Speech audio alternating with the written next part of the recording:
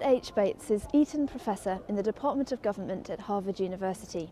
His research focuses on the political economy of development, particularly in Africa.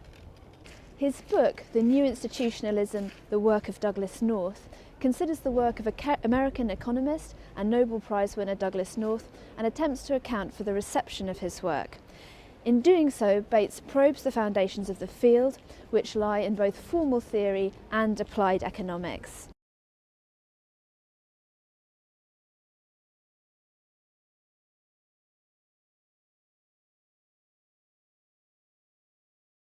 Choice theorists divide the world into two spheres: the sphere of choice, where markets rule, and the sphere of coercion, where the powerful govern. In the one, exchanges are voluntary and generate welfare gains. Nobody has to consent to an exchange that would make he or she worse off.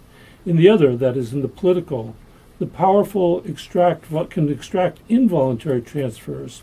One person might gain, but possibly at the expense of the other. Importantly for these theorists, liberty thrived in the one realm, tyranny threatened in the other. And this meant, this is me talking, not reading now, this meant that much of their political work was critique, normative critique, based on the idea that the social wealth, that politics was inherently costly, that it led to losses as well as gains, and at best could achieve redistribution, but that was it. Now, what Doug and others have realized is that, to the contrary, coercion is a source of value. It can be used to create value, and the way it does so is by making it in the interests, the private interests of people, not to defect from agreements or not to opportunistically behave in an opportunistic fashion that lowers the welfare of other people. And what I go on in this chapter to look at is why Doug and my generation realized that and the older people didn't. And I think it had a lot to do with the technical foundations of economics.